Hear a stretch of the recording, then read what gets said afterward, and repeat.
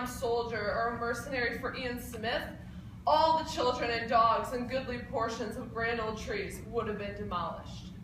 She had lived both long and completely enough not to be chained to truth. She was not pretty. She had no objections to lies.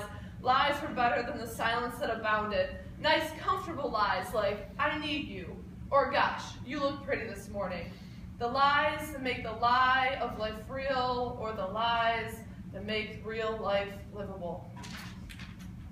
She lived on the edge of an emotional abyss, or perhaps she lived in the well of a void.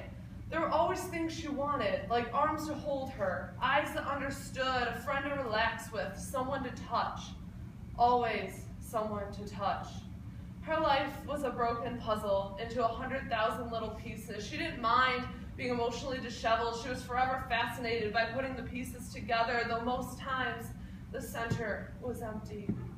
She never slept well. There wasn't a time actually when sleep refreshed her. Perhaps it could have, but there were always dreams or nightmares, and mostly her own acknowledgement that she was meant to be tired.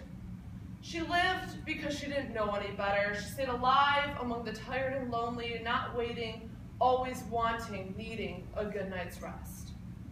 All right, so if you saw Gabby,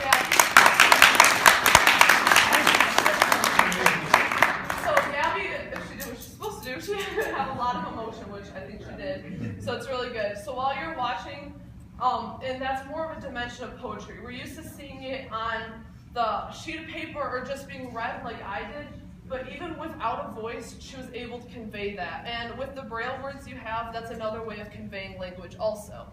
So more metaphorically, this poem was a lot about like the suppression of women and just how they go through automatic, and the suppression I interpreted as ASL.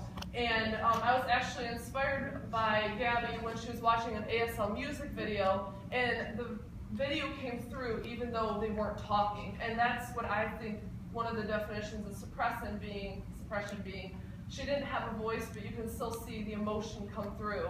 And in the poem, when it says, like comparing to her eyes like a gun, there's still life and spark behind the eyes, the emotion coming out, but there are no words being said. And so that goes with Braille. I interpret it also because in the poem it addresses ignorance a lot, saying that, lies are better than silence, lies are comfortable, and that to me is ignorance. And almost ignorance makes you blind, and that's why I included the Braille, because even though you can feel the words and you're still being communicated with, it's not the same as being able to experience and see the emotion. What is on the Braille cards? Are they? Those are just words of the poem. So words like, in the poem. Pretty's on one, abstract eyes. Yeah, it's just little bits. I didn't get one, sorry. Here. Yep. So. All right.